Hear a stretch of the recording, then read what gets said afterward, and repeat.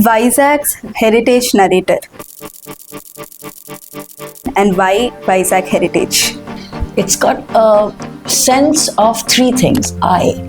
So this I is not me, but I, this voice. If you were the heritage minister Yes. of Vizag, Yes. what are the top three things that you want to change? What a beautiful question. No, sustainable development. It's an answer I don't want to speak on. Tell me more about Araku people. What a lot of science they have. What were you doing before you became a full-time narrator? Thank you, Gayatri, for doing your homework well.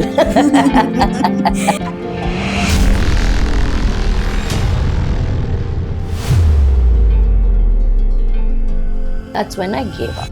మీరు ఇప్పుడు చెప్పిన దానివల్ల I started thinking one thing that really moved me is that health challenge, that strength that you had when you faced that health challenge. But now my perspective of looking at pain, bedside, understanding health is way more than anybody, I think. What did you learn about life?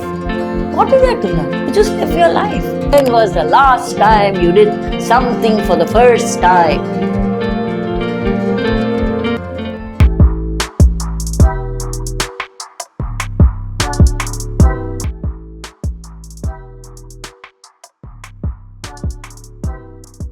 Welcome to Abhilasha, Stories from Heart, Mind and Voice. Today's guest is Mrs. Jayashree Hattangadi, the voice behind Vizag's heritage. When history speaks through her voice, Vizag listens. In today's podcast, she shares her journey from a businesswoman to a full-time narrator, touching on health and timeless reflections. So take a deep breath, lean in and enjoy the journey. Namaste, ma'am. Namaste to you, Gayatri, too, and all the Abhilasha team here. So nice that you got together on this beautiful 1st June. Thank you so much, ma'am, for joining Abhilasha team. I'm glad that you're here. I'm glad too. And Gayatri having me as your guest gives me a sense of, how do you say, true Abhilasha. Thank you.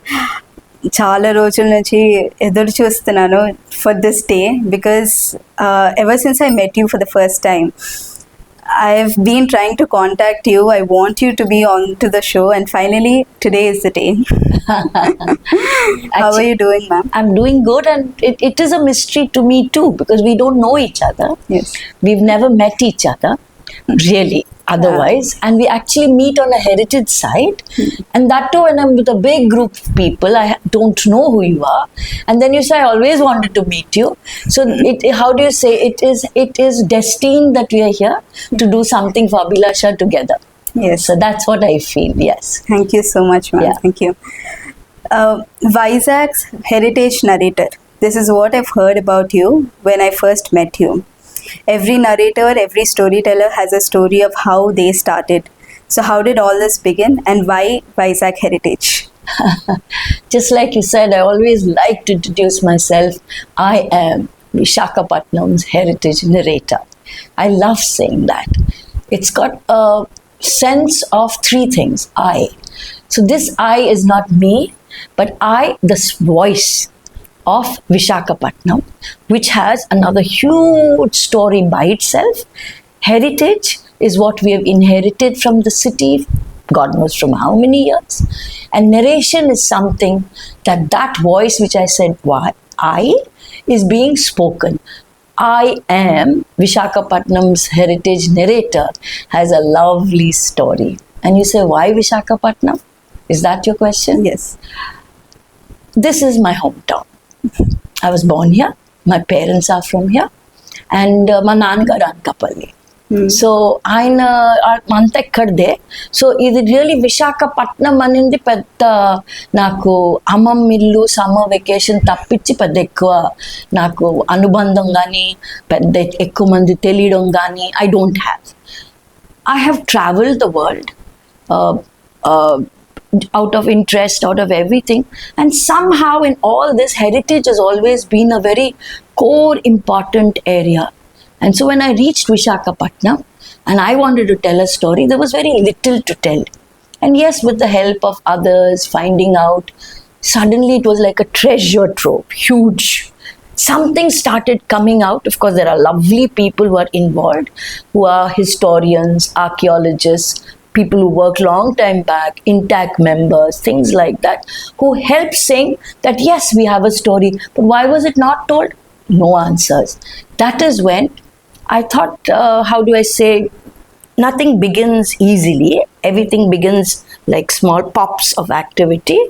And so one of the big pop of activity I will tell you later, which made me a heritage narrator. And that's how I became a heritage narrator of Visakhapatnam. Its heritage sites, cultural sites, its traditions, its songs, its festivities, people, lifestyles. Main thing is the maritime heritage, the tribal heritage of our hills, and the geological heritage of our space. Basically, because Vizag has got mountains, hills, and it has got a seashore. So when there is a big drama, when both these collide together, so the ocean has its own living heritage, people heritage, lifestyle heritage, and the hills have its own flora, fauna, people, tribal heritage. All that put together, Vizag is blessed. But I've never come across a career or a post like narration or heritage narration. What I have come across is tour guide. So what is the primary difference between a tour guide and a heritage narrator? A tour guide is a person who's trained, equipped with information on a particular site or a particular small tour. Okay, and so it is basically like they start with a sentence and make sure they complete the sentence. They may be very well conversant or not on the focus of the topic or focus of the cultural background or tangible background, intangible background. There are a lot of elements that go into a guiding. They are only guiding. Narration has a combination of this appreciation of a heritage site, guiding through not just the space, intellectual space also, then connecting everybody who comes with a backdrop of their own understanding. They could be from the United States, Australia, or they could be from Vijayanagaram. But all three are there for understanding it. It's the narrator who will be able to club those together, not only of that side, but connected with that side, the past, present, and probably even the future is what a narration is. Wow, there is so much difference actually. I mean, there is a mix of both, but I think a narrator can explain Yeah, but it is still not understood. I understand it is because I have traveled and seen such lovely places in the world. If you go to Egypt, they call themselves registered guides or registered spokesperson of the heritage, they say. They are upskilled almost every 3 months. It may be the same heritage of 5,000 years back, but they are trained every 3. So, and they speak so well. So when someone like myself who's actually experienced quality, real quality, even your curiosity can't even frame the question, they have an answer for you. That quality is what I grew up or traveled with. So that I know what is good narration. And when I'm narrating, it's not me, it's the listener that I am most linked with or clubbed with, and that person or people or group or organization makes difference. I don't. The site is, I'm the spokesperson. There is no me that way. Wow. You have seen Vizag from 1957 until now. I was born 57, I don't know. Okay. But you've seen Vizag Yes, from I've past since I was years. young, very young, yes. Yes. So what has changed in Vizag? What has not changed, I'll tell you. The beautiful ocean and the hills. And of course, the lovely people. That's not changed. But there's lot has changed, and the changed, some of them is for a very good reason, because we are growing, population has increased, and we are now 25 or 26 lakhs is our census, latest census. We need homes, we need progress, we need roads, we need everything. What feels unsatisfactory is, I think 60 to 75% of the time, it's not responsible, it's not sustained, it's not matured. It is not thought of that we have inherited something, a space called this coastal shore. We have named it Vishakhapatnam whenever.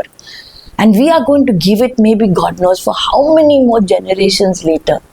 Are we doing it like we have received it? That has changed. Okay, so you think there is no sustainable development happening? It's an answer I don't want to speak on, because it'll take me away from your podcast into an area which you would not like. But yes, I'll agree with you. I'm unhappy with the sustainability, and I'll put a full stop there. If you were the heritage minister Yes. of Vizag, Yes. what are the top 3 things that you want to change? What a beautiful question. If I was the minister, and I wish I was, first thing is, we've inherited lovely, lovely spaces. Lovely. I wouldn't even say lovely is a very simple word, but we have inherited geo-heritage of millions of years ago. Today we flattened areas, disappearing Aramati Dippalu. As a minister, no, I have to be just a good citizen to say this is not right. And these are just about 10 spaces.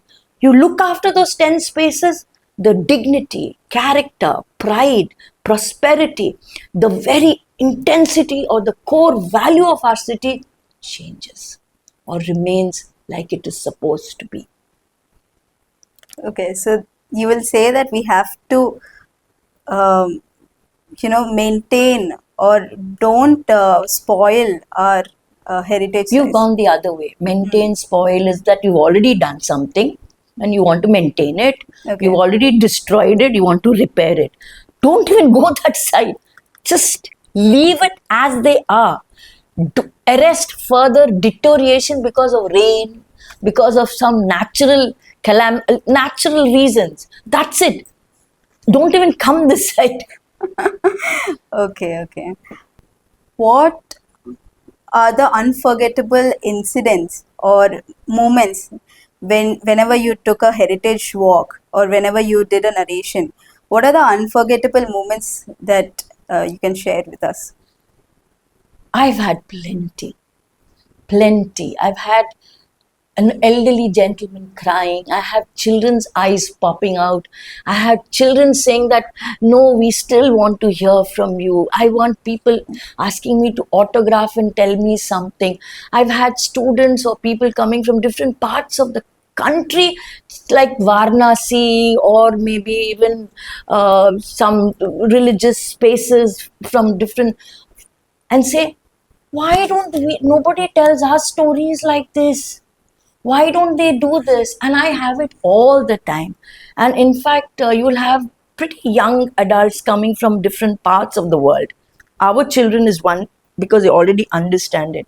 But coming from a different part where their history is 200 or 300 years, putting another zero there, 2000 years, 1000 years, is another big zero over there which adds. And for them, they almost swallow their own thoughts and they become speechless.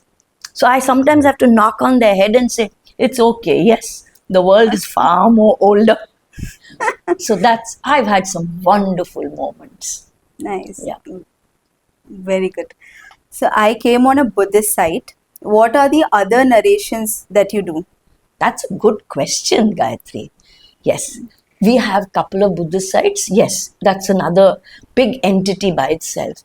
Another one very beautiful is that we've had the existence of Dutch, French, English traders from different parts of the world here. You know in which year? Which year? Late 1600s and 1700s.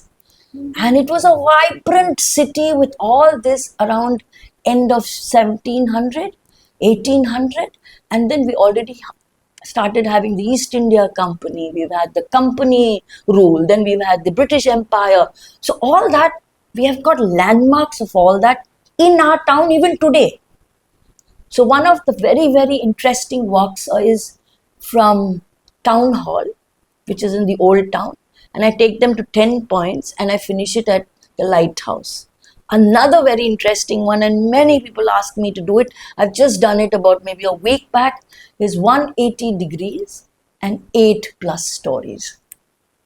That is from the top of Ross Hill Church. So you've heard of Vishakhapatnam saying unity with diversity. Yes. So if you do you know what that unity in diversity means? It's about our faiths. We have on our hill a temple, a church, and a mosque. Nobody spoke to each other and built it. Can you tell me which one is the oldest? A temple, maybe. No, anyway, it's incorrect for me to ask you a question. It is the masjid. Okay, That a is the mosque. oldest, built in 1257. It's too old. It is. It is even before the faith had a very strong hold in our country. We were already having that 1257 before that, because what I'm saying 1257 is an epigraphic proof on a tombstone. The story is very big. I will not tell you about it. On a walk I will. But from there we've been having these three faiths from the ocean. Without turning your head, you can see all the three faiths existing there. From before 1200 till now, they've been practicing the Muslim faith continuously on that hill. Continuously. I tell why was the dolphin nose named dolphin nose.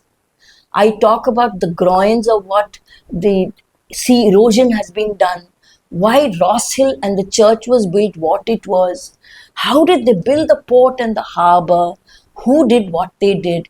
I don't even know whether you know that the World War II and they dropped 5 bombs over there. Have you There? heard?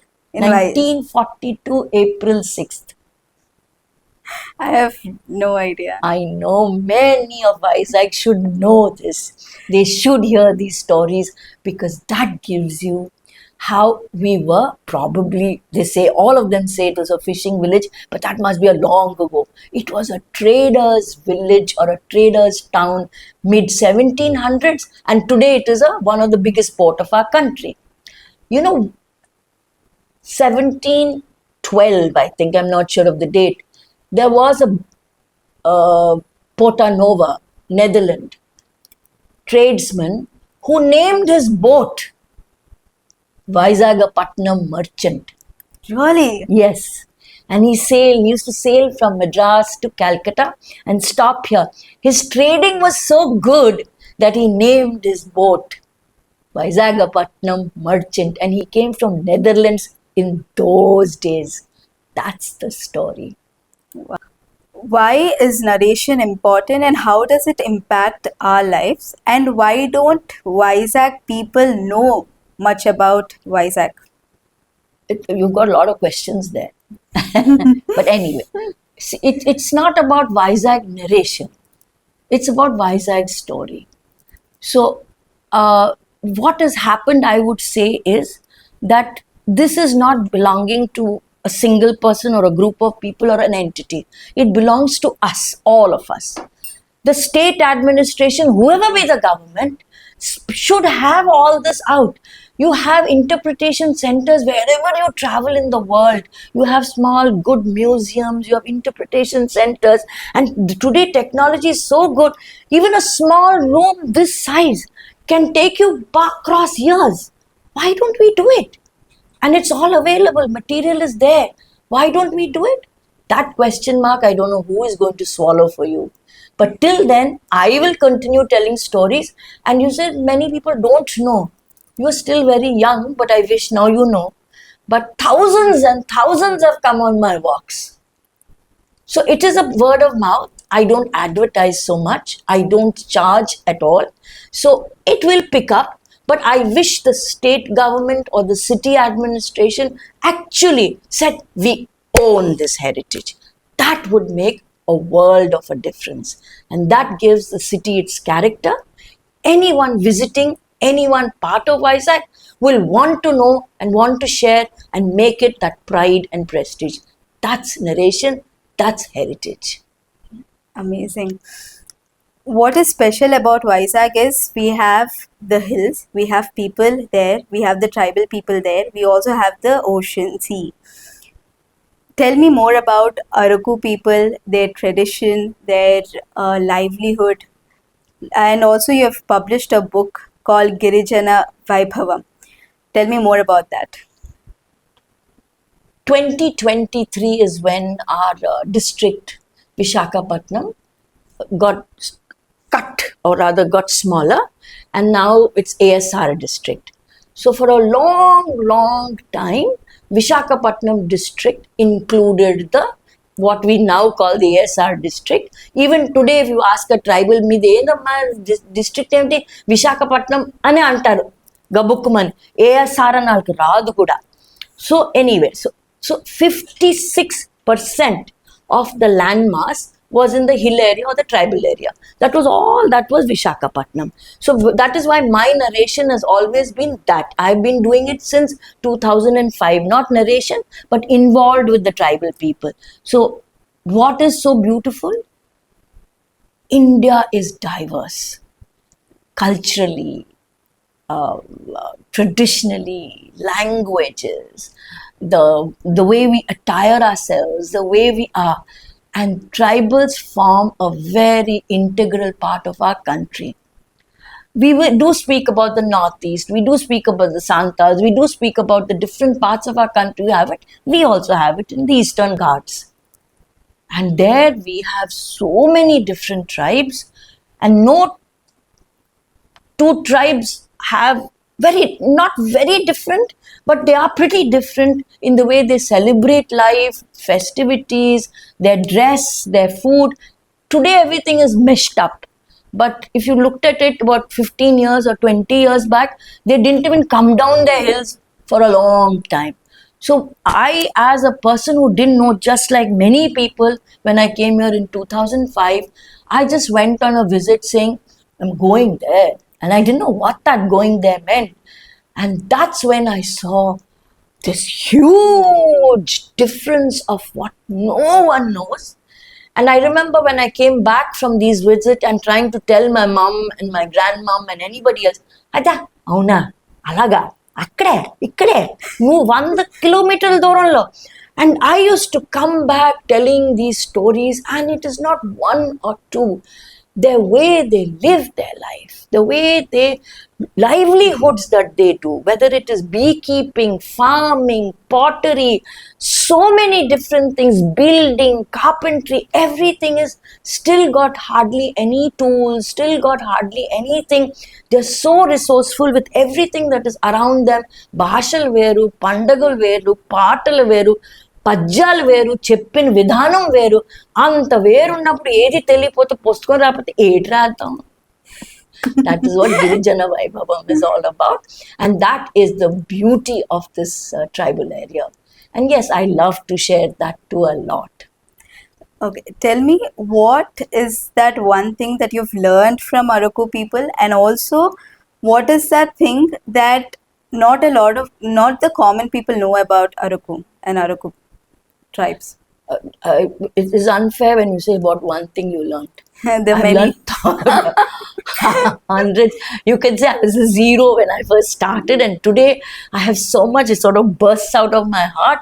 And in fact, every time when I tell the children of the area about something else, they would also be excited because no two areas know about the other area. I was almost one of the first few people who would tell these things. So that is how it was. So it's another big story for another day. And what is it that people don't know about it? Common people.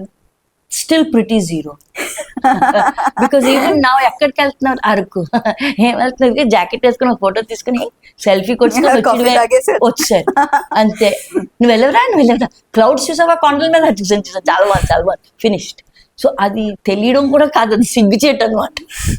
But then there is so much. What did you learn from them? So much, whether it is about farming, livelihood, dressing, the way they live, everything that they use is from the ground, from the tree, the leaf, the flower, everything that they do. And they look up and they will be able to tell you the direction of the wind. They see that side and they'll tell you the rain will come. They look at a cloud and say, ivad emi avadamma. What a lot of science they have. How can I learn that? I can't learn. Unlearnable things are there. And so that is how, and even the quotations that they speak are beautiful. The songs they sing are beautiful. Let me give you one example. Fire.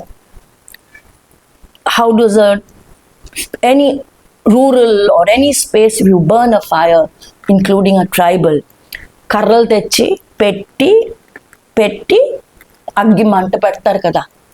ఆ అగ్గి మంట పెట్టబోనప్పుడు చిన్నది కదా, కాగితంతో చేయడు, అది ఇలాగిలగిలగా అంటారు వాళ్ళు, రాళ్ళతో అంటారు. లేకపోతే ఈ మధ్యన అన్ని అగ్గి పొలాలు కూడా ఉండవు వాళ్ళకి.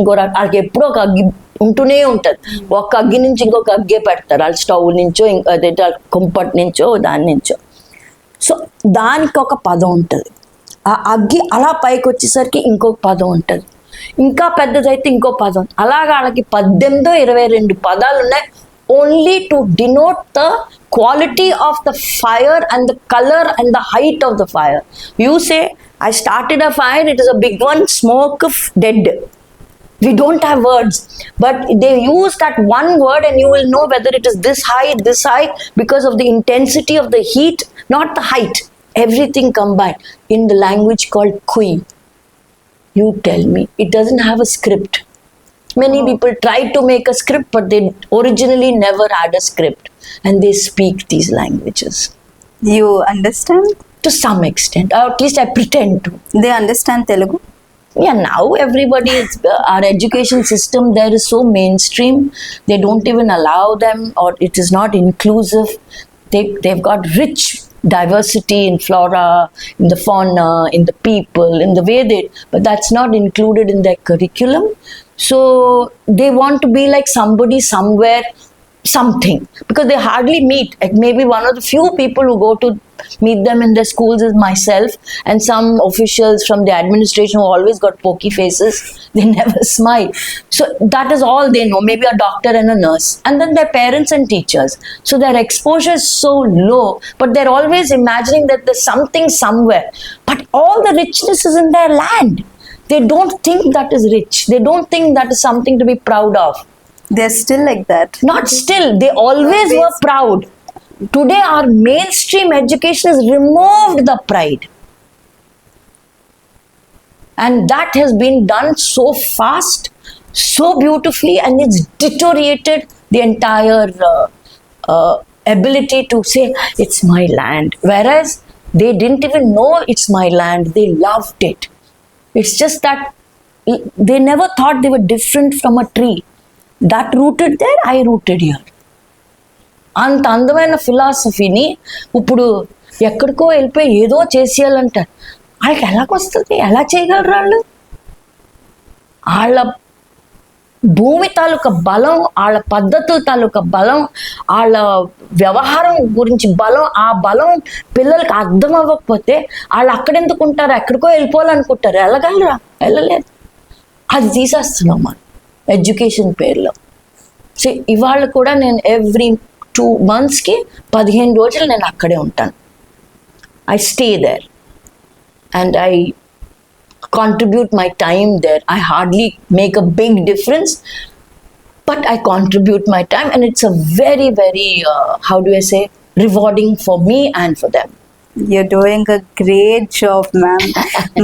నాకు పర్సనలీ అరకు అంతగా అసలు తెలీదు. ఉంది తెలుసు, కాఫీ ఒక్కటే తెలుసు, అరకు అంటే కాఫీ అంటే తెలుసు, కానీ ఇంత ఉందా అరకులో? నాకు అర్జెంట్గా అరకు వెళ్ళిపోవాలనిపిస్తుంది. వెళ్ళినా ఇవన్నీ ఏమి కనపడదు మీకు అక్కడ. ఏమి ఇలాగే మళ్ళీ అరకు వెళ్తావు, కాఫీ తాగి వచ్చేస్తావు, ఇదేమి కనపడదు. మరి ఇవన్నీ ఎక్స్ప్లోర్ చేయాలంటే మీతో ఇవన్నీ వెళ్ళాలి. నాతో వెళ్ళొచ్చు, ఒక గ్రూప్ గా వచ్చి ఒక రాత్రి 2 రాత్రులు ఉంటే గ్రామాల్లో. ఇప్పుడు అలాగని ఫోటోగ్రాఫర్స్ తీసుకెళ్తాను, డిజైనర్స్ తీసుకెళ్తాను, architecture students from all over the country come and we do. One of the oldest house building will be there, అంటే హట్. అది ఎప్పుడో తరతరాలు, I'm talking about 1000 years back. వాళ్ళు ఎలాగ ఇల్లు కట్టుకున్నారు ఇంకా అలాగే కట్టుకుంటారు. సో ఆర్కిటెక్చరల్ స్టూడెంట్స్ కి నిజంగా ఆ కట్టుతల తాలూకా న్యాచురల్ రిసోర్స్ తోటి ఎలా అక్కడ చూడొచ్చు మనం. అది so even if you go నా, ఇప్పుడు కూడా కాఫీ తాగేసి వచ్చి ఆహా బాగుందని అనుకొని ఏమి కనపడదు. మళ్ళీ కాఫీ నన్ను ఆ కాఫీ అని కాతలు కథ ఉంటుంది గాయత్రి, అద్భుతం అనుకో. It's beautiful story. కాఫీ మందు కానే కాదు అది, ఎవరో తీసుకొచ్చి ఇక్కడ వేసారు. కానీ వీళ్ళు అడాప్ట్ చేసుకొని ఎంత చక్కగా నా ల్యాండ్లో they are able to do coffee and all multi other organic crops. It's another big story by itself. In fact, because of that, I am part of a very, very engaging NGO called Sanjeevani. I'm just another like volunteer or a spokesperson. And we are doing something called the Soil and Seed Information Center. It's coming up. Wow, Yes. that is very nice. Yes. I want to know more about it. We'll surely be in We'll do touch. it at another time. Yes, yes, yes. Mani, coming back to Vizag, Okay. what did you see in Vizag that people over here don't realize or take it for granted? Before we come to Vizag, let me take you down the road. You're coming back from Arakku. We were having Yes. coffee there. Yes, yes. I'll bring you down the road to Vizag. Hmm. That road was built in 1939 by Ralph E. Smith. He was a Canadian who was working in the British here, and he was supposed to build a road. So today, even now, when we drive in the car, we are driving like as though you're not even driving. You don't even know you're driving. You don't even have to. The hairpin bins are so beautifully constructed on the hills. That is the level of engineering. Beautifully built. So there is heritage even on the road, which very few people know.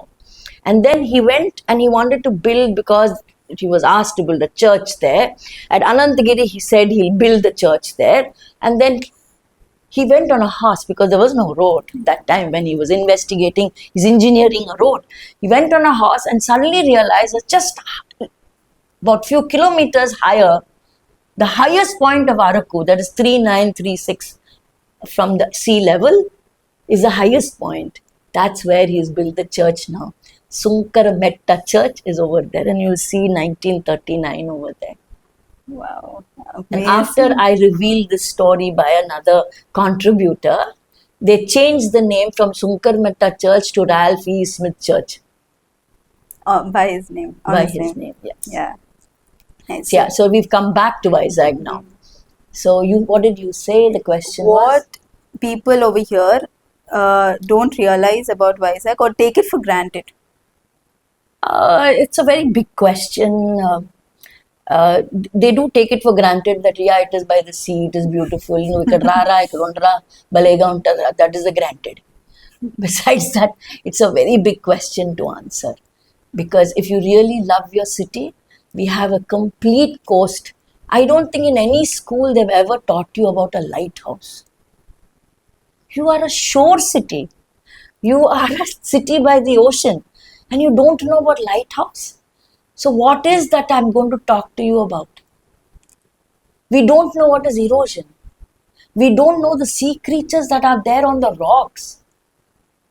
We don't know the kind of migratory birds that come to our water bodies just around Vizag. They come from Siberia. Do we know these? And not today. They've been flying for thousands of years.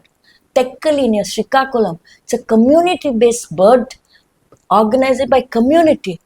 Huge pelicans and birds come there. Do we know those? So what? We are taking only what we want for granted. This is what we have to take into account. As a narrator, you know a lot of places, you know their stories, you might fall in love while reading about them. But I want you to tell me top 3 places to visit in Vizag. Must. For somebody who doesn't know Vizag or is just a tourist over here or wants to know more, where can they start from? Kulothunga Cholapatnam. Have you heard of Honestly, what I know in Vizag is my college, my house, and the beach. So Vizag was called Kulothunga Cholapatnam Okay. for 2+ years. Okay. And how do I know that?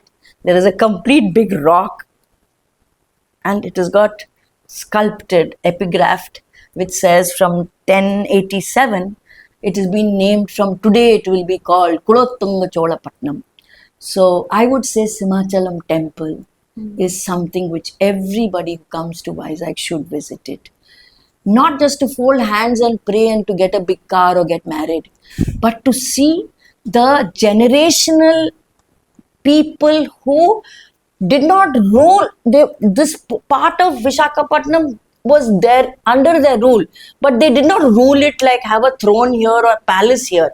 But the only sign that we were part of their dynasty is the 3 gopurams on top of Simachalam. So you will see the Oriya, you will see the Chola and the Kalingas. The 3 gopurams are different, diametrically in shape and design, telling you there are 3 dynasties that ruled there. That's the beauty. We have 96 beautiful pillars. Not one pillar resembles the other pillar.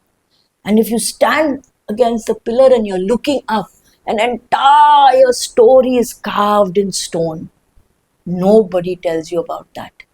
The queens and princesses and princes have donated their jewelry to the gods over there. Where is it? Nobody knows. But on insistence, because of 2016 or something before that, we got the temple authorities at least take photos and put pictures so we know what this jewelry is. So we put it up. Like that, if you walk every step in Simachalam, 100, 1, 1, 2, 7 steps from the bottom till the top. It's not just architecture. It's not just faith. It's not the devotion. It is the economics. People practicing those livelihoods. It is the whole construction, the water bodies, the flowing streams, the flora, the fruit trees, and the language that you hear is so different. So from 1,000 years, these families have almost doing the same things. That's the place you should see. That is place 1. Place 2? Bojjanakonda. It's between us and Anakapalli. Now we've separated our districts. To me, all these are the same because that's how it was a couple of years back.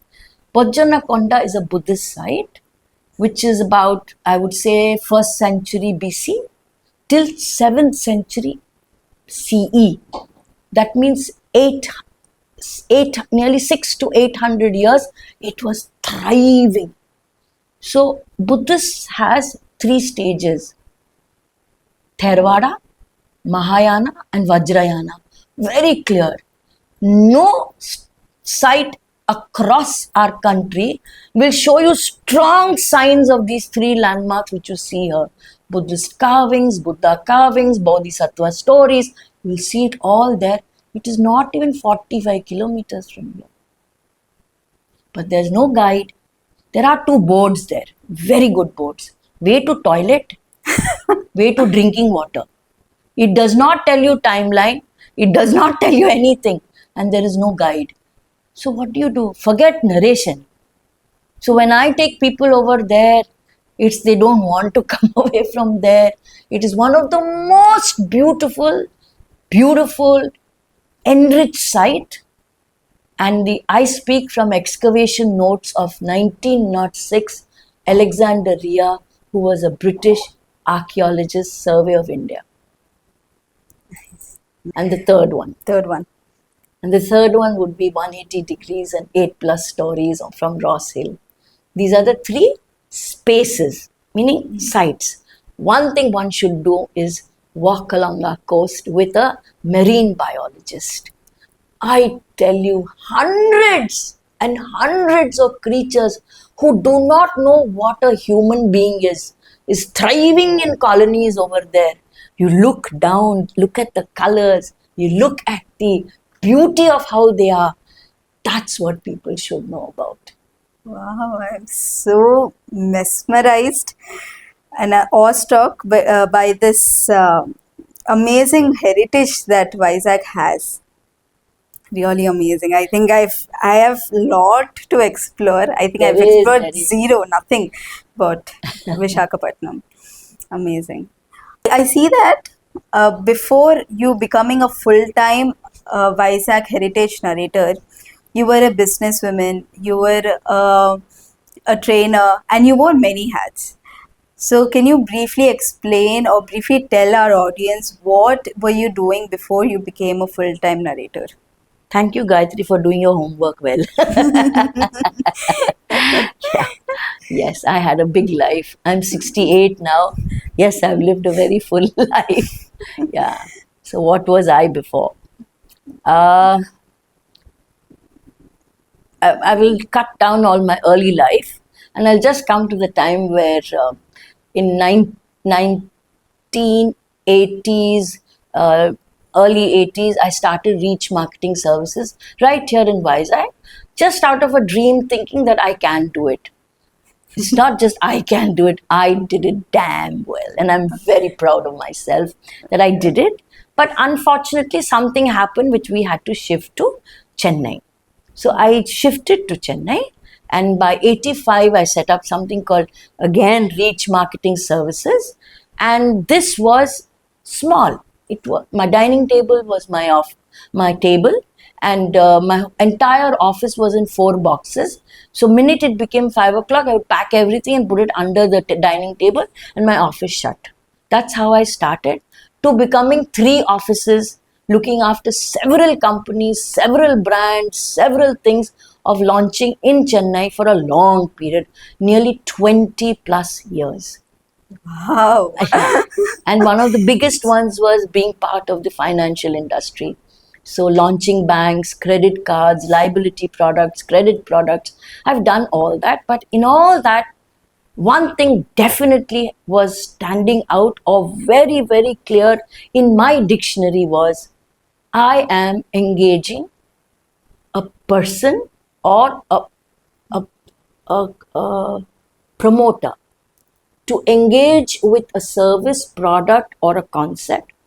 That person's learning was the most important part of Reach Marketing. Products, market, business, dealers were all part of the scene for this young adult, boy, girl, whatever be it. So they were all studying in colleges below 22. Very few were above 22. They could join me when they were 16 years. They had to be less than 55 percentage of marking. That is what I wanted to ask. The hiring process is very unique.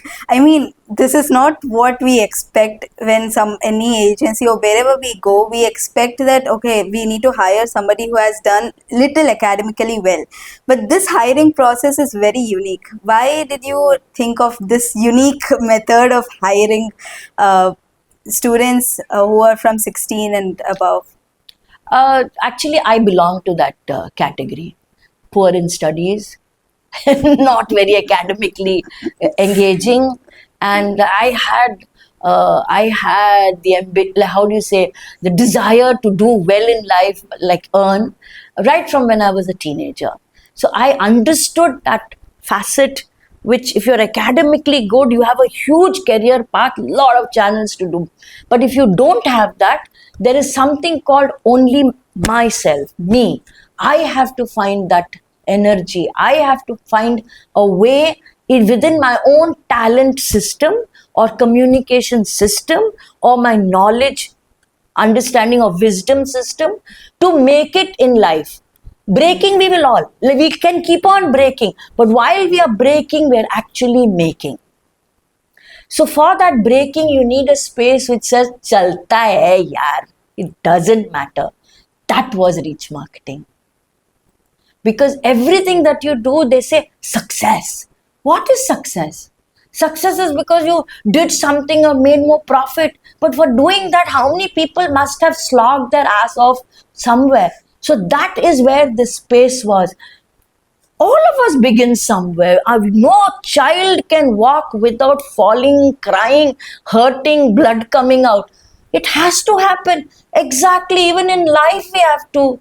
And so in the 16 years to 22 years, if you fall, make falls, you can't communicate, you can't do it, it doesn't matter. I remember one very young boy who came to me and Ganesh, and he had stutter. And he knew I won't take him because it's a communication job. He came to me and said, stuttering. So I said, introduce yourself. And first thing you tell me is, I stammer, I stutter, but I want to work. You can take 1 hour. Keep trying, but till you say that, till you complete that sentence, I will not take you. So he went and he said, that way she won't take. No, haven't you understood? She wants you to tell that sentence. He said it, and today he is in one of the biggest banks. Because wherever he goes, he will tell this, I stutter, stammer, but you'll follow me very well. First, have patience to listen. Because he doesn't do so much now. He's learned to overcome it. Most of these things happen because you are not confident enough, or you feel someone will find fault with you. So, but when you have your personal confidence, you do it. And so that is what it is. Giving children that personal confidence, giving them that very strength to find that inner ability, inner talent, inner gusto, inner aspirational. That is what reach marketing was. And all the market, product, advertising and dealers and customers were all part of that theater. But factual theater. No customer will take any rubbish that you talk. So the preparation had to be so good that even your first one, you will not fall. You cannot fall. So that was our testing ground. That was our piloting ground. That was our runway. And we flew. Amazing. I'm getting goosebumps. It is Good. I hope everyone who hears this all gets it. So Reach Marketing started in Chennai, 2.0 Reach Marketing. Yes. What happened? Nothing happened. You were doing promotions, you were doing, it went on. what was the biggest promotion you did? The biggest client, or the largest I don't project give that you... that. No, I never give credit. Biggest client, biggest money, biggest anything. Biggest is only thing is 7,000 kids getting trained on various products, different things. That's my biggest feeling, a sense of pride and joy for Reach Marketing. And big names are always there, big money is always there, big market is always there. But these children who've learned and fell down and picked themselves up and worked it, not sometimes they did stoves and next time they sold personal loans, sometimes they did fans and sometimes they did cutting on a table, but today they're bank managers, today they're big responsible vice president all over, including my daughter. She also worked when she was a teenager. Today she's vice president of a very big fashion company. So that's the whole story. That's very big. So Reach Marketing started, you have trained kids. Okay, I know what your question is. Shall I ask the question for you? Yes. How long did you go on? You say, keep saying 22 years. When did the 22 stop? Yeah, the 22 years stopped in 2002. That's when we had the bank which we were representing for over 7 years was given intimation that they can't go to a private agency for selling banking products. It was an RBI rule. So when that had to be given up, I decided to not forgo my business, but sell it to another person who will be able to handle it. I was representing it for some period of time, and I joined my husband at Bahrain. Okay. So that's my business life stopped there. So didn't you, was that your lowest point then? Never. Not at all. I don't have low points. In All fact, high. it was one of the biggest, highest personal high, I would say, because the bank gifted me such a huge amount, gave me a travel ticket to the Netherlands and to another European country. And I thought I can put my legs up and retire. And I think I don't know what I was planning on. So, and The entire ABN AMRO team of 30 plus people got jobs inside the bank with 3 times the salary and a professional position in the bank. That, how can you call low point? It was the highest point of my life. But looking at a business perspective, Yeah. you sold it off. Yeah. So I think that, My whole business is to create high points. The low points don't exist. They don't exist. The only thing is the high point, because it only goes from one side to another side. If you calculate it in terms and in success, then it is low and big. But when you calculate it from personal point of view, there are no low times. You will always work on getting to the next level. this kind of motivation or this kind of talk gives me this spiritual vibes from you. Okay. Were you into a spiritual journey from childhood or like that? Spiritual is a terminology that you call it, but this is life science. I would say if you understand yourself and you understand what you're doing and don't fluctuate. Today you talk of success means I got a a BMW car, I got the biggest house, and tomorrow you say, these kids are doing well, that is my. If you fluctuate from one side to another side, then the spirituality starts becoming like Gantal Chestnut. So I never lived that. I was very clear. Very clear. So if you call that spiritual, great, call it. But yes, do you have a spiritual side of me? Yes, I loved, we are endowed.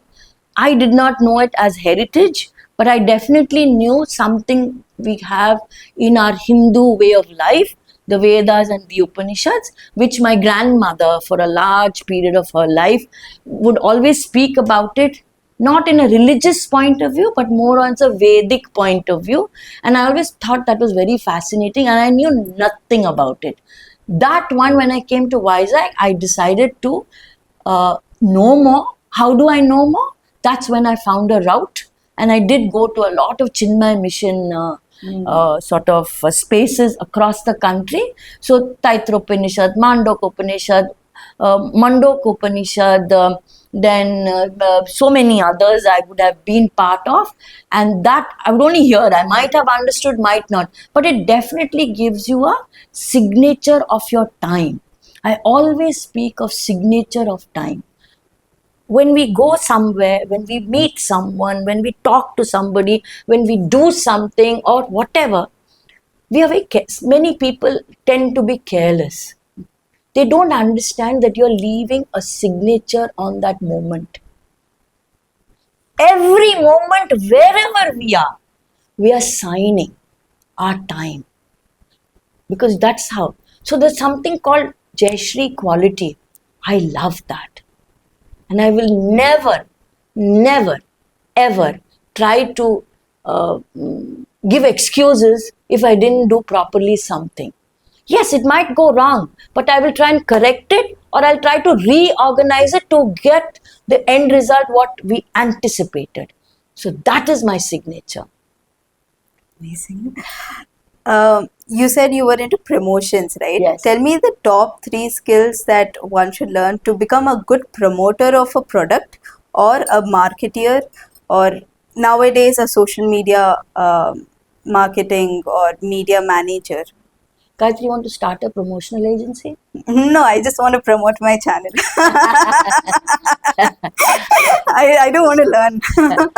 Since you've come onto the show, I thought I'll ask you. It's a big question, but it's a good question. And I think this is a question every youngster should understand it from an experienced person. I wouldn't even recommend an academician to talk about it because it's so textbooky that it doesn't work. Someone like myself, yes, I do come from a very, very strong footing of what you just said. What are the 3 things? The 3 things is that quality. Whatever you do it with strong quality. You should be able to understand yourself and say, I am not good enough. Only when you know you're not good enough, you will better yourself. And when you know to better yourself, I can do it, I'll find out, I will YouTube it, I will see it. This is the way people talk.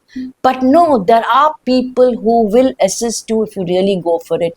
There are n number of things and they're beautiful. I'm a sales trainer, meaning not just sales. I'm a trainer for all kinds: time management, negotiation skills, you look leadership qualities, you talk about it. I can do for 9 hours standing non-stop, and I've done it for years. I'm an inbound and an outbound trainer, both of them. So I come from that, where I say quality of your what output depends on the preparation that you do for that certain thing.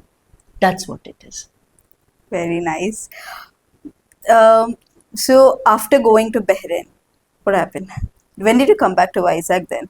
Okay, when we were, my husband was there already for about 8 years, and with me another 4 years, so 12 years in total for my husband. His name is Sohan Hatangadi, and he was working with Fakru Brothers at Bahrain. He's a engineer looking after retail sales. So very exciting. It's a small country, 16 kilometers by 48 kilometers, and I have walked the entire 16 kilometers, the width, one way.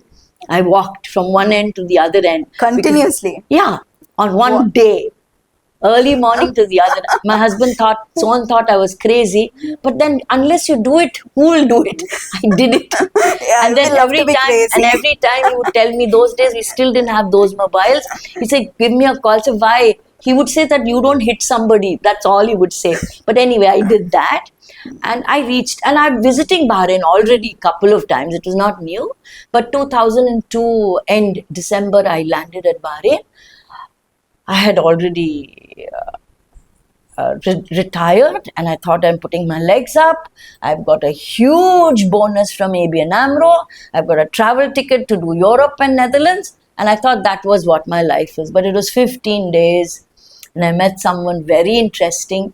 I joined them and again started something for the first time in the history of Bahrain, selling Standard Chartered credit cards.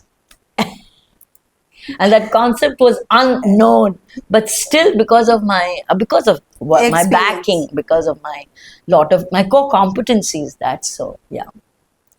How, you thought of retiring just 15 days back, and again you started this?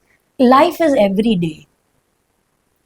So that day I thought, 15 days back I thought, after that this changed. So life is every day. It's this moment.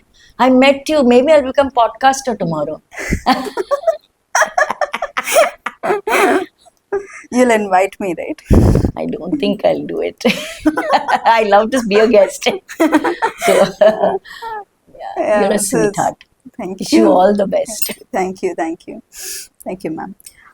Again, so you started that. What is that? Marketing. I was with Standard Chartered with Red House Marketing over there. But then by the time I was trying to do it, the way the bank wanted it was not the kind that I usually do my business with sales officers. And it was like... You're not enjoying. Not enjoying. It was not done ethically. Okay. And that is something which I will never compromise with. So when that was already, I didn't wait for it to become unethical. Even before the unstarted, I was out. And I spelled it out. I gave it in a letter and I spoke clearly. They asked me to stay on for 15 days. I said, I will stay on 15 days, but you will not pay a dinar to me. I will not accept anything from you. So I will stay on, I will help you, but not with your payment. So the support I gave, and I walked out. So even before it was I walked out, and then I start along with another agency there. You can't do anything on your own. In any of the Gulf countries, you can't set things on your own until you're with a Bahraini or a Muscat, Omani or whatever. So I started another form of business where interesting Indian businesses I brought into Bahrain. And I was managing the leadership of all these different businesses in Bahrain. And I think within 6 months, each one was managing quite well. It was not very enterprising for me because it was more like I was bugging them. So then I had got an offer from Diners Club International and I took it up. That also was a great sense of pride. I was the only Asian woman handling sales marketing at Bahrain, and then I was also handling teams in Qatar and handling teams at Dubai, training. So it was very good, and I was there till about 2005. And after that, you have We shifted. came back to Vizag. So you both shifted back to Both of us Vizag. shifted to Vizag. Madam ఇంకోటి విన్నాను ఏంటంటే మీకు first అటెంప్ట్లోనే బహ్రెయిన్లో driving licence వచ్చింది. ఆ story చెప్తారా? I have been a driver for many, many years. So when I officially went to Bahrain, I was asked to take driving lessons. So it is nothing could be more for me below my dignity. But of course, Sohan said that I think you have to go through classes. So I said, classes after so many years. So anyway, I gave in 24 classes I had to do before you apply for the. So the day one, I sat in the car and I just took the wheel, and I remember my trainer, my teacher who came in a dish dasha, he's telling me, Madras. It was like full insult. Tokta ole amma. But then I think over every class, he understood my aspiration or my who I was. I don't know, whatever it was, that he understood it and taught me very well. He knows that I am a good driver, but what I lack is the disciplined style what the Gulf drivers normally do.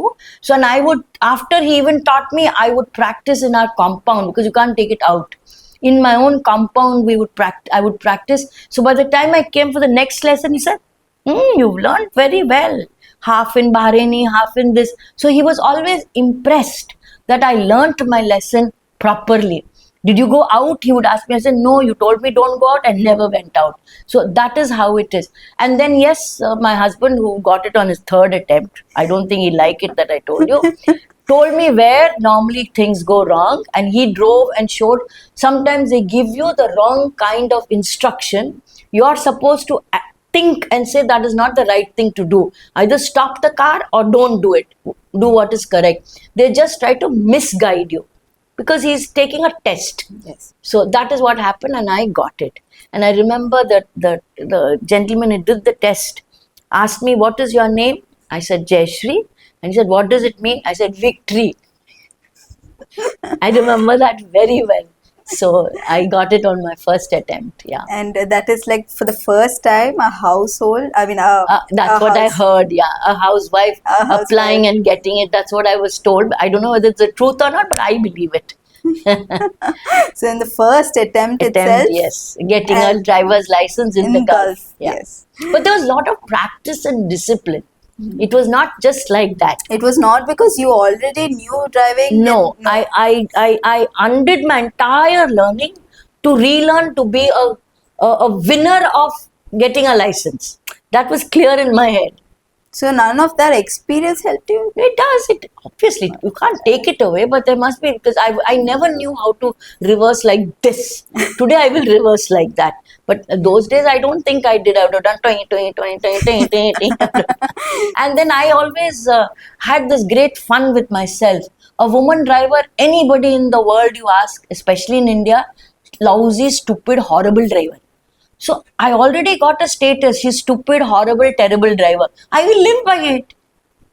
Why should I change anyone's opinion? I will live by it. So that was my attitude in Madras.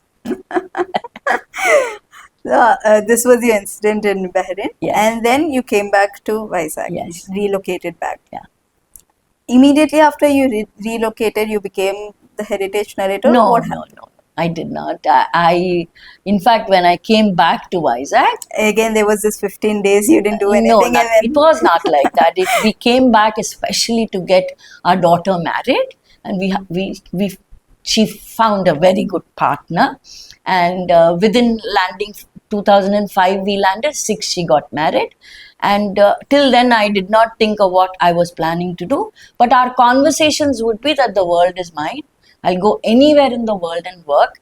My husband's decision was, I am settling, we are retired, we are coming back. And I was pretty young. And now I'm 68. At that time, it was 20 years back. I was 48, 40s, close to yeah. 50. So it was not something which I wanted to, with that business, with that acumen. I didn't think Vizag had it. But something always, when people are, I wouldn't say ambitious, but when you fill your time or day or moments with something that you can share or you can give without a big reason meaning financial or anything like that, you will always find spaces which matter. So at that time I got in touch, whom I already knew, Mafoy, which was a HR organization. So for them across Vizag and the Andhra state and a big part of Tamil Nadu also, I set up something called the Mafoy Work Career Craft.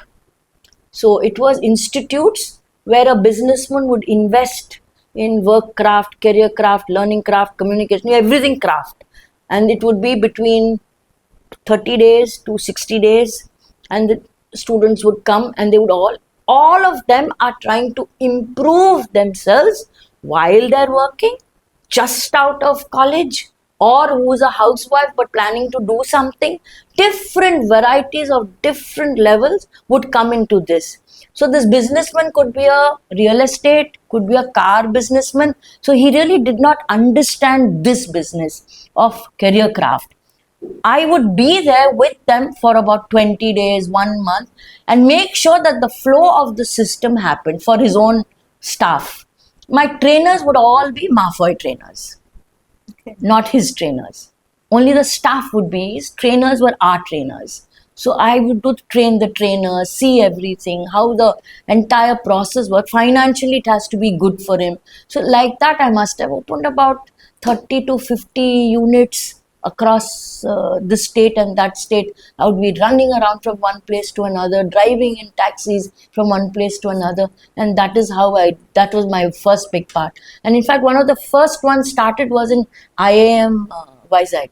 11 AM అంటారు కదా, Yeah. దాంట్లోనే first మొదలు పెట్టాను.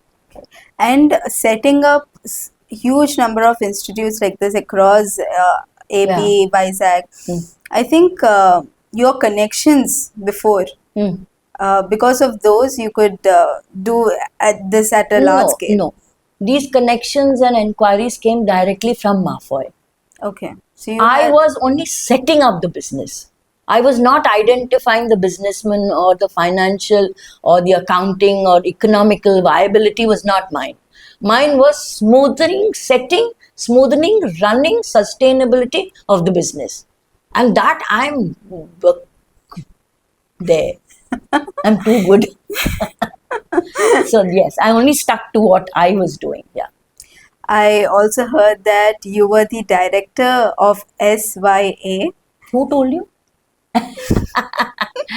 Yeah. And what is that about? Yeah, I was doing, while I was setting up these institutes, I was also doing training for bank, American Express credit card, 18 months across the major metros. I was training for financial products for Mafoy only. Okay. That was also a Mafoy program. This is also a Mafoy program. So this was a Mafoy program. Then I was engaged with an NGO right here called Samata, who was working in the tribal areas. I started visiting the tribal areas. All this was during 2005. And 6, 7. So I was continuously either here or there. And yes, I was at home also sometimes. And I was traveling. And each one of them was amazing experience. Amazing setting up. There was no like yesterday, tomorrow. It was just, what do we do today? And I was alive doing all this. In that, someone introduced me in 2007, an American tall gentleman. And I was told that he wants to set up a school here and he wants to meet you. School, setting up, it didn't make any sense. And I remember we were on a sofa, like that distance we were. And by the time the conversation almost ended, we were sitting this close.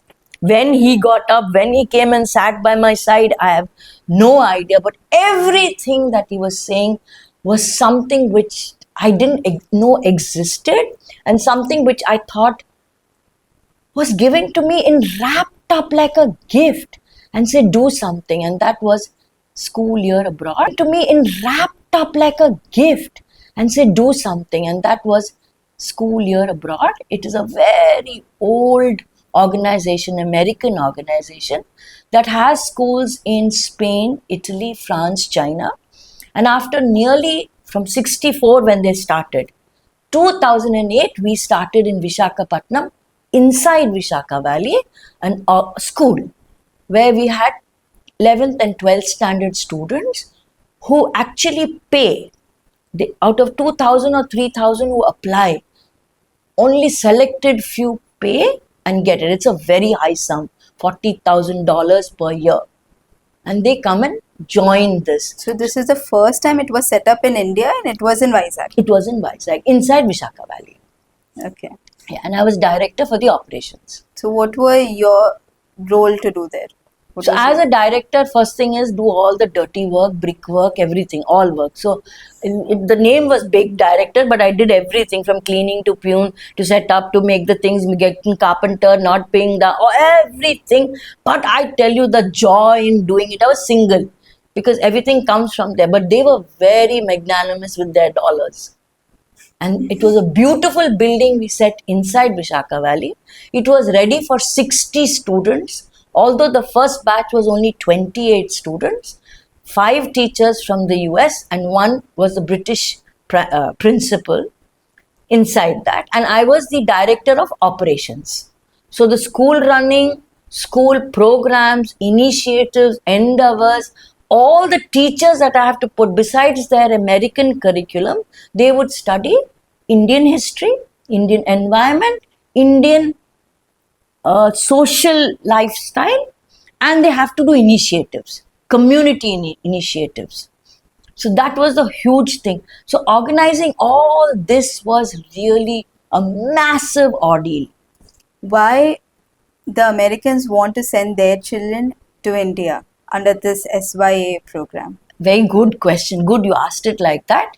School year abroad, as I told you, is already a very old organization. So Americans always feel that in the teenage, young years, if you're exposed to another country, you get to know the fabric of that country, the language, environment, their style of education, their cultural backdrop, their traditional backdrop. What are the places from top north to top south, east to west, all that their children will be exposed to.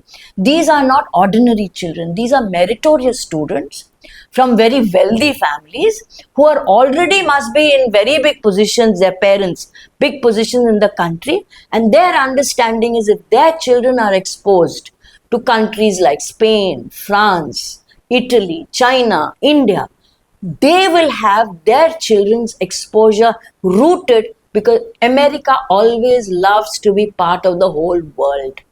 And that is why these students, on their parents' behalf, chose India. And India, I believe the applications were over 4,000 applied for India, willing to pay $48,000 to come here, and only they could take 28 because we were not ready in first year. We didn't want more than 30. So that is how they came. Even the teachers, over 300 teachers applied, only 5 got the position here. So it is a very, very difficult to get place here. And once they come here, they're exposed to all the topics and subjects. So we also have to take a Hindi teacher, history teacher. Their own environment teacher did not like our environment teacher because our environment teacher had no knowledge of Vizag. So I almost became like an environment kind of a teacher because I could explain this.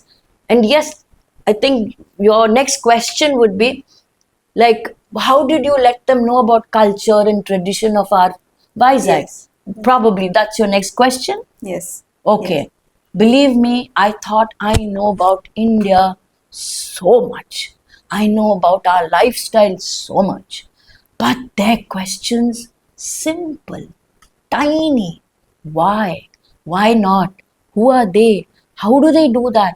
Why do they fold their hands? Why do they take తీర్థం? Why do they put బొట్టు? గంట ఎందుకు? Metal ఏమిటి? వేరే సౌండ్లు ఏమిటి? అడిగిన ప్రశ్నలు అన్ని చిన్న అమాయకం సింపుల్ క్వశ్చన్. బట్ నా జవాబు పొరలో బ్లాంక్. బట్ ఏదో చెప్పాలని అనుకుంటాను. Good question, write them down. Next week when I come, I will give you all the explanations because today I don't have time. 2 weeks I did that. Then I knew, oh, I know my style. Take the questions, learn everything for 1 week, go back. That's when I realized what it means to be an Indian. What it means to be in our lifestyle. What does it mean to be culturally alive, past, present, and for the future? Traditionally, what we think or take it for granted had a huge story long ago. Although we follow it, it might not have importance today.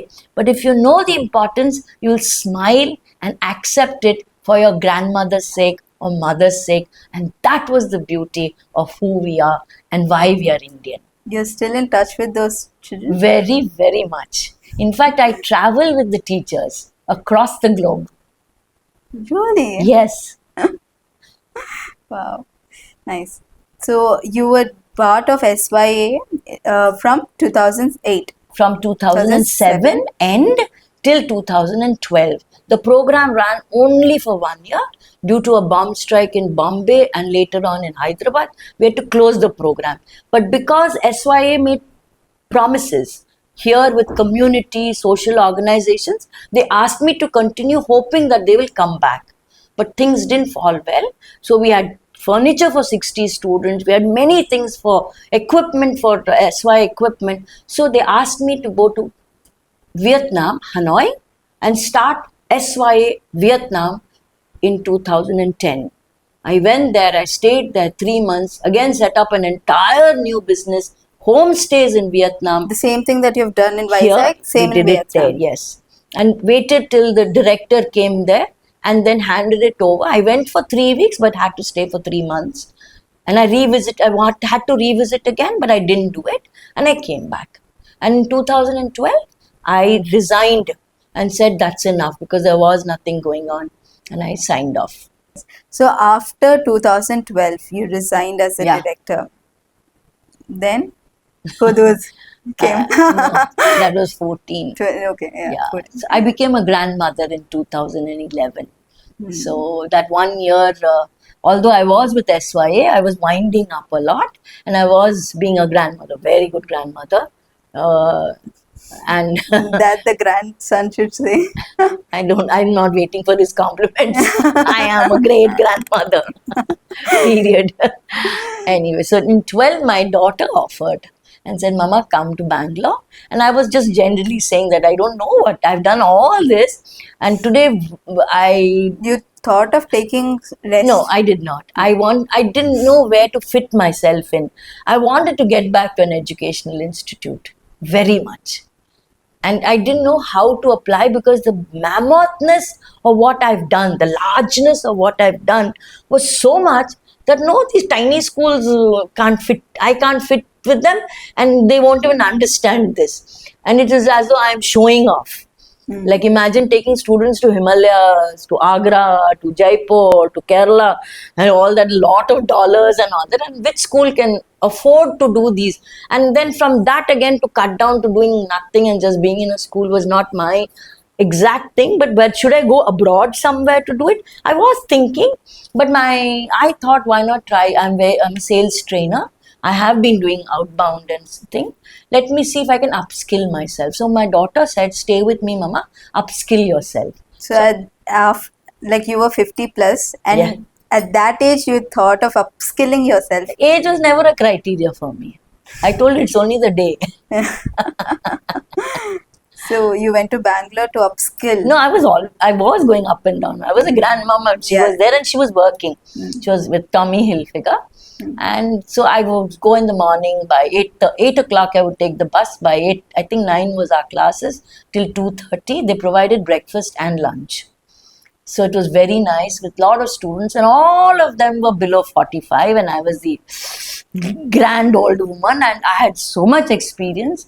It was like there was so much fun doing it, all of us together. My case studies would be very interesting, very different from what everybody else did. It was about 3.5 months, and then I became a sales trainer like them, and I was trying to do it, but I was an elderly lady from Vishakhapatnam, not with, I didn't have an MBA.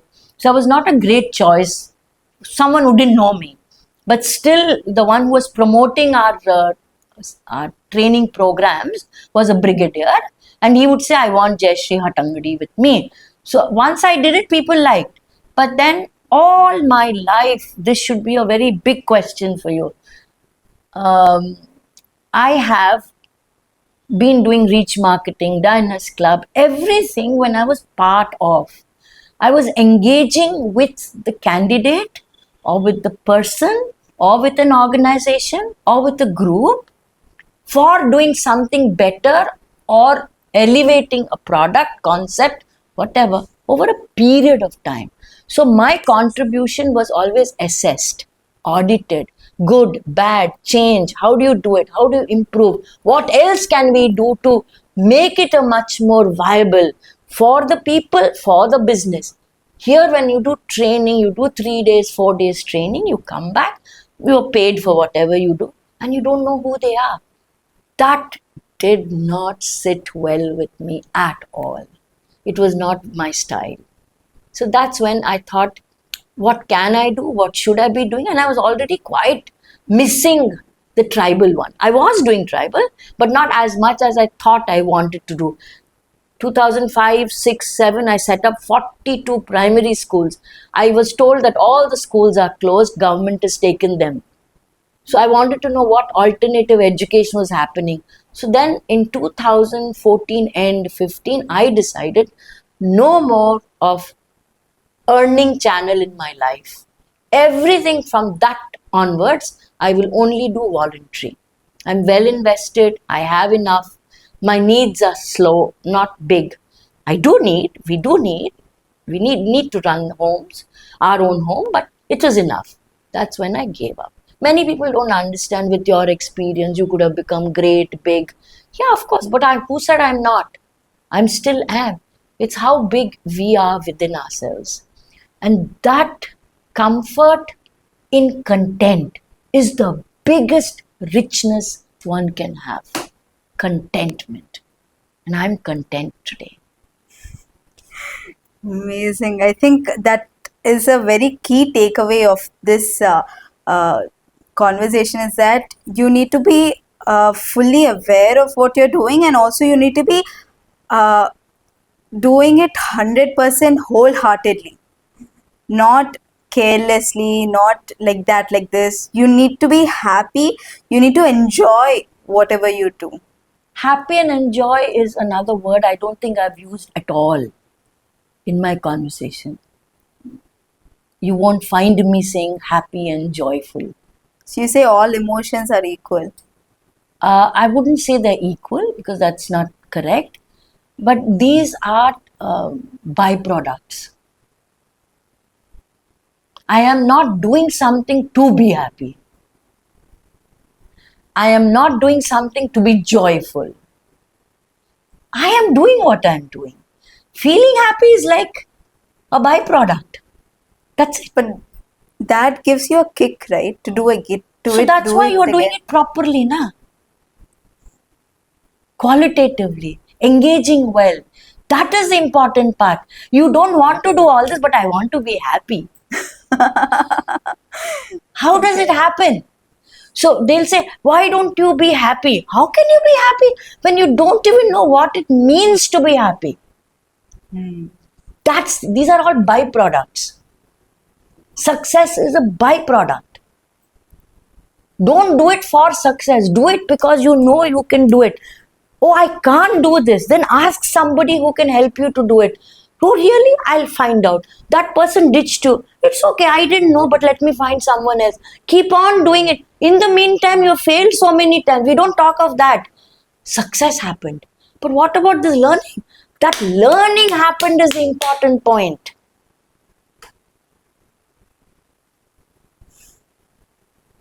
People say, I took wrong decision.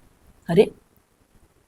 When you took a decision, you're taking right decision, wrong decision. No, I will choose only wrong decision.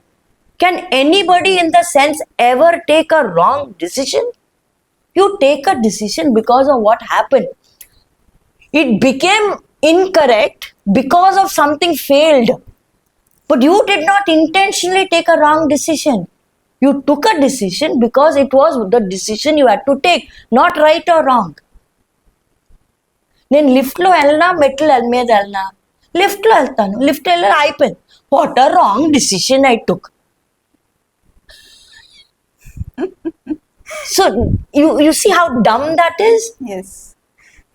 That's what it is. But you'll hear many people say, I took a wrong decision. But you cannot take a wrong decision ever.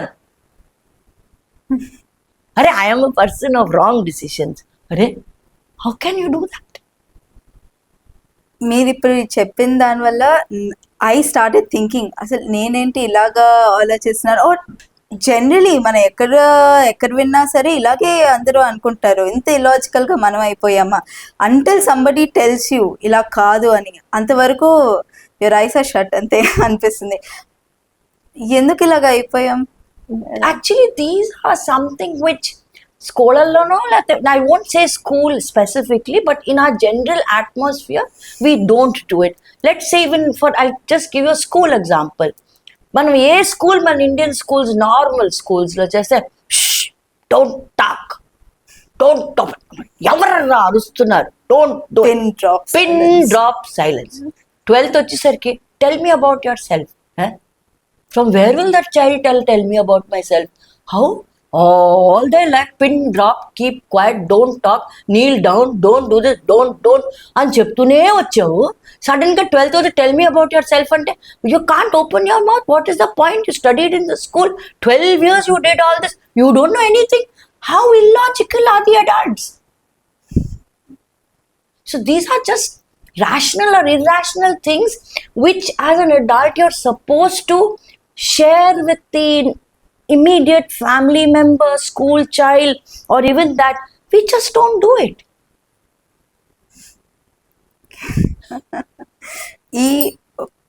ఈ conversation ఇది మాట్లాడిన విధానం అంతా one thing I really admire is your English communication maybe అది మీ training నుంచి or something but me English communication is what I really admire tell me the top 3 things one should learn to speak like you You must have my daddy.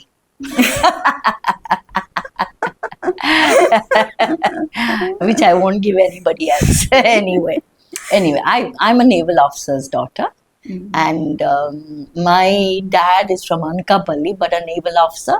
So by the time I was born, he was already a naval doctor in the naval services.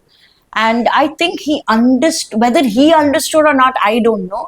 But he knew that communication, not language, communication, clarity of words is something which is beneficial for expression, for connecting and doing it. Probably he was a good doctor. Those days they didn't, even before they look at a patient, they would touch, they would look in the eyes, open your mouth, look at your tongue, heartbeat, knees. My dad did that. So that there was clarity in it. So he was that kind of a person as a doctor, I'm saying. But as a father, he did not even look at us like we were a boy or a girl, whether we were children. He just knew whatever he spoke, we should understand. Whether I'm this is an afterthought I'm talking about so many years later because it's your question. He knew that if I am 8 years, how to speak to an 8-year-old, I guess, because I always understood him. And Usually in the services, they always put their children in Kendra Vidyalayas because you stop school here, you join the next school class, same class there, and what they taught here and what they taught is no different. Only teachers different, classmates are different. But my father always put up in us into convent schools. Why he did it, I never asked. But I think that is what made me comfortable in this language or any language. I am very good even in silence because I'm in the tribal areas. I don't know their languages. నేను అలాగే మాట్లాడేస్తాను, చాలా మాట్లాడతాను. అయితే acting skills కూడా వచ్చు. అయ్యో ఎందుకు రావు, పాడేస్తాను, ఆడేస్తాను, అన్నీ చేస్తాను. So again coming back to English, మీకు అదర్ ఇంకా ఏ భాషలు వచ్చు మీకు? Hindi, Telugu, Bengali, bits of Gujarati, Tamil.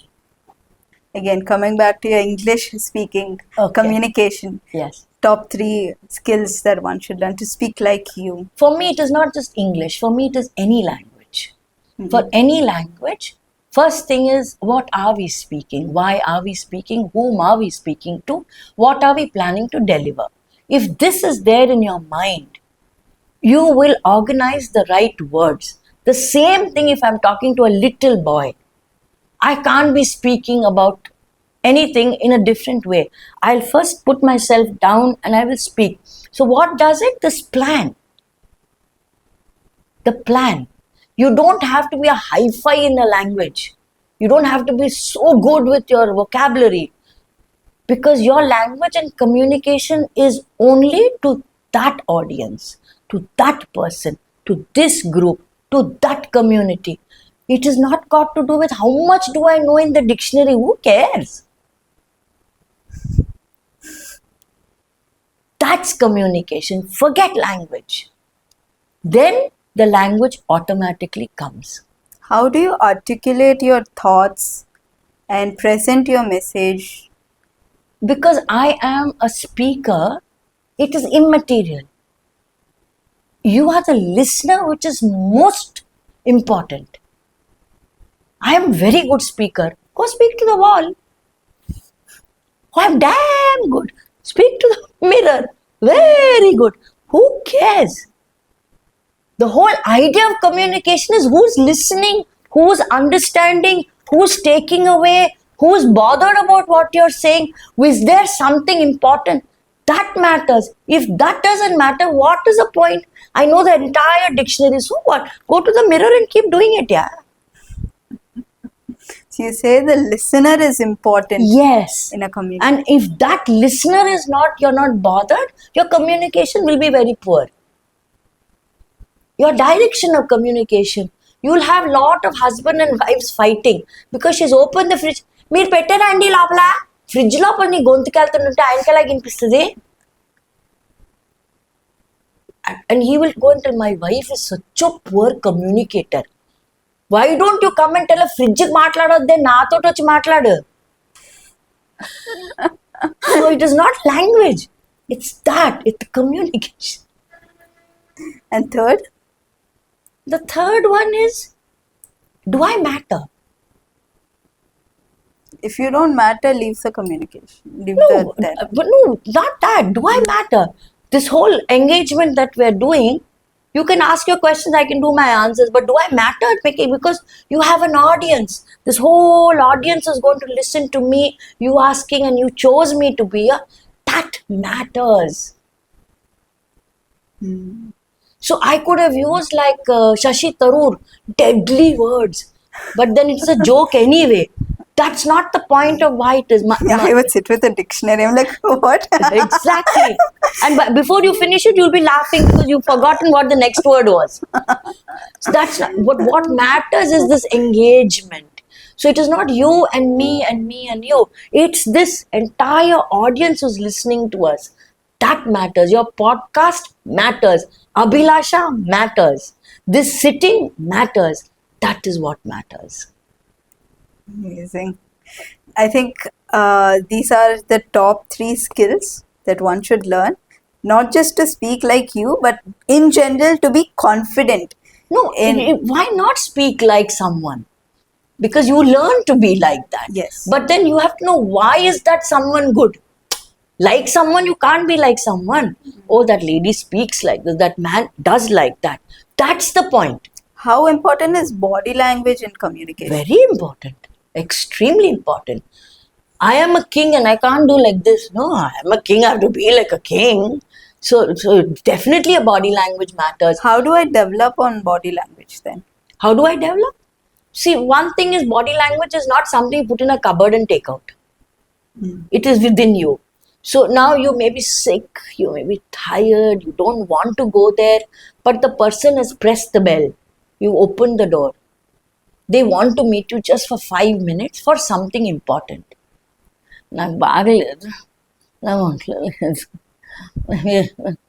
అన్న బదులు 5 minutes లోపల నుంచి ఒక ఎనర్జీ తీసి వాళ్ళు ఎందుకు వచ్చారో నువ్వు అది మాట్లాడేసి, thank you so much, today I'm little down, but anyway thanks, I hope you got what you wanted, close the door and నాకు ఎందుకొచ్చు. So that, so only 5 minutes you have to give your body language. It's not all the time. So that's the important part. With whom are we, where we are? That matters. Their body language matters. అంటే అంటారు కదా, body language నేర్చుకోవాలంటే you know eye contact సరిగ్గా ఉండాలి, అటు ఇటు చూస్తే it means that the other person is not listening to you. ఇట్లాంటి text book Exact word you said, textbook. Yeah, they are telling you textbook. But at the same time, if I want to talk to you, I might as well start doing this. Why are we looking at each other? So even a child knows it. It's because trainers don't have subjects, they will talk like this, which is important. And yes, a lot of people don't talk properly.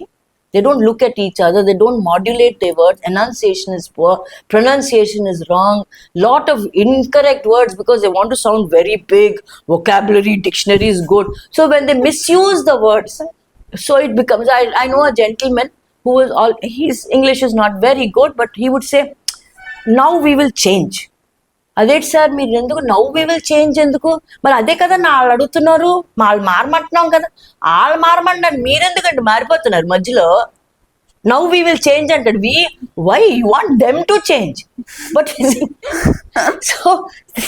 So there are lot of we are not calculate. Communication is calculation. It's perfect calculation. and it's not something that you can Like develop. yesterday, for example, I'm giving my mate, she's been there with me for some time. I always like to sit with her and give her her salary. Yesterday, it was not my home, it was my mother's home. I had to give salary. The usual place where we sit in was not there. So she quickly sat down. And she said, Amma, వద్దు వద్దు, నేను కూడా నేల మీద కూర్చొని, ఎందుకమ్మా మీరు నా దగ్గర కూర్చొని అలాగెందుకు ఇవ్వాలి? సో ఐ సెడ్, ఏమి నువ్వు మంచం మీద కూర్చొని నేను కింద నుంచి నేను ఇలాగిస్తాను. వద్దమ్మా, అయితే మీరు ఇక్కడే కూర్చోండి. ఎందుకు నన్ను ఇక్కడ కూర్చోమన్నా? మీరు నేను ఒక్కటే, నేను మీకు చేస్తున్నాను, మీరు నాకు డబ్బులు ఇస్తున్నారని కాదు, మీరు నేను ఒకటే ఈ సంబంధంలో. I didn't tell her to say that. నా పని మనిషి సేయింగ్ మీరు నేను ఒకటే. So I have delivered what I wanted to tell her. నువ్వు నేను ఒకటే. ఆ dialogue would have sounded so stupid if I say నువ్వు నేను ఒకటే. But I did not say it. I sat down like I always do. But she said it. That's it. Very nice. So మీకు చాలా భాషలు వచ్చు, but communication is not dependent on language. It is dependent on language. Language is also an important Like part. it's like It's communication the combination. It's the combination.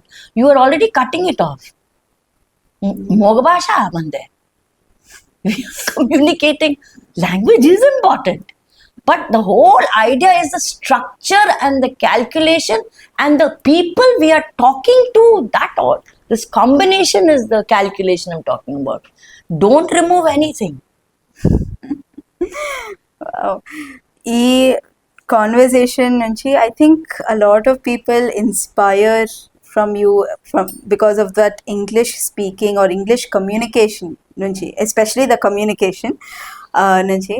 But one thing that really moved me is that health challenge, that strength that you had when you faced that health challenge. So I think it's a little topic that I want to share. I want people to know, because you had that strength even at such situations. So cancer ani first time Why are you scared తెలిసినప్పుడు to say the word? I don't know. I Yes, think sir. Say it boldly. Yes, sir. Yes, sir. I have cancer. Like that. నాకు cancer తో అంటే నేను No, I know. I know. The ఎలా society makes you, pushes it yeah, in a it way. is something like you got it, then your life is done. Like అలా చూస్తారు. And It's that a is big, why I'm joking. It is not funny. it is. I have had ovarian cancer. I was diagnosed in May 2023. I've had 12 plus chemotherapies. I've had two very, very, very intense big operations. It was a health challenge, but by now you've already understood. Life has a combination of days. Okay. So if I am very good as a businesswoman, as a mom, as a grandmom, as a partner, as a daughter, as everything, as in life, so you're only talking about the good things, nice things, successful things, or whatever. My ability of being a deadly person or a good person or a however you want to label adjective is the way I receive the not so fitting, challenging, minusing, failing, unsuccessful, so called decisions which went wrong after some time, as they say it. All that is my real ability. So I am a product of this entire thing. So, oh, when she was good, she was good. Now with cancer, look at her. I am not doing a drama. It is not a drama. We have that inner strength. You look for it, you will have it. It is there. As you said, cancer is fearful. Yes, people will get it. Some of them have death. But remember, I am a doctor's daughter. And my father was a neurosurgeon. Every day, every moment, he was treating someone in dire straits. But my father smiled. Not because he had pain, it is because he gave them hope. He gave them health. He gave them the joy of connectedness. I trusted my doctors the same way. More than that, my family embraced me like nobody ever. My sister, my daughter, my brother from a distance, and my husband, I don't think, he doesn't have to hug me. He always hugs me. So that is what it is. And the technology that is happening in the hospitals, I think I was gifted cancer. Whether you like it or not, I don't care. But I will tell you, I was gifted it. Why? To understand the criteria of life, which very few people might understand. I think they do, but to me, it opened a new chapter. It opened a new lifestyle. It opened technology. Not a machine. I did not go inside. I went into this one. I went into that one for X-rays, IV fluids. Even now it is dark here. Pat, how much I have been through. But I was always in awe. Wow. Look at technology. Look at the support system. Look at the hospitals. That is what. In fact, for your information, I'm going through chemo even now. 8 chemos, I'm finished 3rd. I've had a severe side effect. I don't know what my next thing is. But it doesn't dull you. And I refuse to speak about cancer because I'm a good speaker. Come and speak. I will not. I will only speak for my hospital, for my doctor. That's it. I am not a PR agency for cancer. I don't. how did you maintain or balance or not lose your mental and emotional strength while all this was happening? Why should I lose? I always have it. Where is loss? I mean, Mental energy is people always there. break down. It's the physical breakdown. Mental and emotional will be strong. The physical one overpowers for lots. For me, it is there. Unte untan sasta sasta no. But till I am there, I will be like that only. ఈ experience తర్వాత మీకు ఏమైనా life మీద perspective change అయిందా? Never. No, I've always lived one way. I don't know. There's no perspective. It's that moment how you take it. Moment. You stick here. Be here. Other cancer patients కి and వాళ్ళ families కి మీది ఏదైనా I am a medical clown. Not now. I've been a medical clown since 5 years, where I dress like a clown and I go with my very dear friend Meenakshi and Dr. Anantram and Dr. Meenakshi started it in Vizag, and I've done about 5 or 6 times with them where I wear clown clothes and I go talk to sick children and all that. I've done that quite a bit before. Now also I'm willing to do it, but now my perspective of looking at pain, bedside, understanding health is way more than anybody, I think. So on June 4th, 2024 is World Cancer Day. They asked me and I sat on a sari. They did press conference and everything. We did it all. So before the press conference started, lots of cancer patients were called.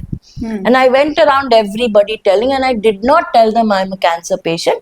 I just asked them their names, వెప్పుడొచ్చారు, ఏమైంది, అన్నీ అడిగాను. అంతే. ఈ press conference అయిపోగానే లోపలికి వెళ్ళిపోయి clown dress వేసుకొని వచ్చాను బయటికి. సో వీళ్ళ పేరు ఉషా, తన పేరేమో గణేష్, వీడి పేరేమో దినేష్, ఇంకోడెవడో రాజగోపాల్, అందరి పేర్లు తెలుసు.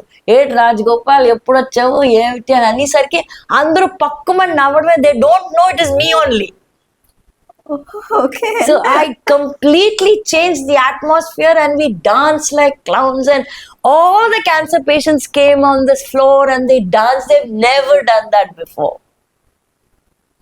So that's the అసలు ఇంత కాన్ఫిడెన్స్ అంటే as you said there are life is combination of days, ups and downs, అందరి జీవితాల్లో అవుతాయి. అవ్వకపోతే టెరబుల్. స్పైస్ లేకపోతే ఇంకేంటి? I refuse to take out without lows and ups and downs. Has to have. It's our elevation, slipping down, falling, everything. It has to have. ఇంత confidence It's there in everybody. It's there in It's just that they everyone. don't realize or they don't No, bring it they out. pack it up in a box, put it somewhere and throw the key away and say, I have confidence problem. ఏమి అక్కడ ఉందేటి?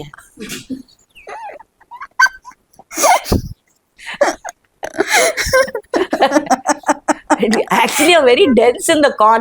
You're conning confidence. You're dense with confidence. So అందరి దగ్గర ఉంది confidence. Of course. మరి ఎందుకు వాళ్ళు లేదు అని అంటారు, లైక్ కాన్ఫిడెన్స్ లేదు? అది అర్థమే అవ్వలేదు వాళ్ళకి. ఒక్కటే పడేయాలమనేయి. ఎక్కడ లేని కాన్ఫిడెన్స్ రెండో చేయవచ్చు, పట్టన వేస్తారా లేదా? అప్పుడు ఎక్కడి నుంచి వచ్చింది ఆ confidence?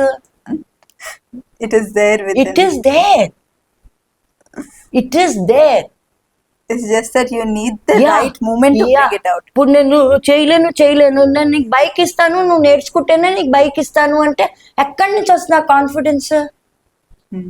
Everybody can only teach, but to drive you have to do. I want to be a swimmer, I want to be a trekker, you want to do it, but only when you try it, you do it, na? So it's all there with us. We don't attempt. At this age, now you're around What 70. is this age? No, your age I'm talking What about. age? Biological age. Oh, So now you're around 70. What? 68. 68. I love being 70 actually. But because it's easy, I can keep on saying 70, 70, 70 for another 3 years, no? So life గురించి ఏం తెలుసుకున్నారు?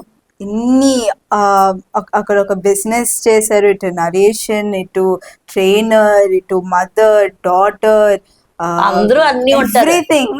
Everybody is everything, yeah. What did you learn about life? What is there to learn? You just live your life. Live the day. Do what you want, how you want. Choose what you want to do. Yeah, and you feel angry about something, you don't like something, voice it. Say it. Don't be afraid. Be okay. That's it. And It's always in the day, it's always in the moment, it's always in the present that matters. Period. Live in the present moment. Just be in the, don't even live, be in the moment. Because you're either be, that means you're alive or you're dead. So choose, you're alive, na? To be alive. Why you're neither alive or half dead? Enduku? Be alive. లైఫ్లో మీ mantras ఏంటి? I like that. Very nice. My mantra was long ago. I saw an ad, British Airways ad, which said, "When was the last time you did something for the first time?" I read it. I liked it, and then suddenly that became contemplative. What did I do for the first time? For me, life was always many first times because my reach marketing was like this. My promotional agency was like that. So I have done. So I said, oh, this sounds good. So this must have been how many years? Maybe 30 plus years ago. And I think from then till now, I wake up in the morning and I always think, when is the last time I did something for the first time? Like today, I'm speaking to you. It's the first time. So I always have something first time. If I don't have something first time, I'll have a new flavor of a ice cream. When was the last time you had a blueberry ice cream? I never had. So I'll go buy a blueberry ice cream, but I will at least prove the fact that I did something for the first time. That way you keep yourself active. There is no way. You live it. There is no pattern. There is no way. There is no plan. Nothing. Because in that ice cream, that shop will be closed. No. You'll find it. You live it. Before we end this podcast, one message that you want to tell to our Abhilasha audience, to the present generation. I don't look at generation, present, past, or anything. It is, we are all an amalgamation of period of time. My thing is that you are important in this entire universe. You are special. If you must share your speciality, share your uniqueness, be part of the community, be part of the engagement, be part of everything, and prove that yes, I am special. And what do you want to be remembered as? Jayashree Hatangadi. That's it. That's it. Not associated like businesswoman, narrator, that there's no. No, I'm the combination of everything. I'm a great collage. I am Jayashree Hatangadi. That's it. Ma'am, talking to you felt like a life full of strength, confidence, and living in the moment. మీ వర్డ్స్లో calmness ఉంది, మీ జర్నీలో fire ఉంది. Thank you for joining with me Abhilasha. Thank you. Thank you, Gayatri. In fact, you took the ride with me beautifully well. I'm also glad that I opened up, shared with you, and I hope your audience really enjoy going through my life. And yes, you must compliment Gayatri. Although she's very early at what she started, she's doing a darn good job. Best wishes to all of you, and best wishes to you, Gayatri. Thank you. Thank you so much, ma'am. Thank you. Thank you for listening to this episode of Abhilasha. If this touched you, inspired you, or made you think, please do us a small favor. Like this video, share it, and subscribe to our channel Abhilasha, Stories from Heart, Mind, and Voice.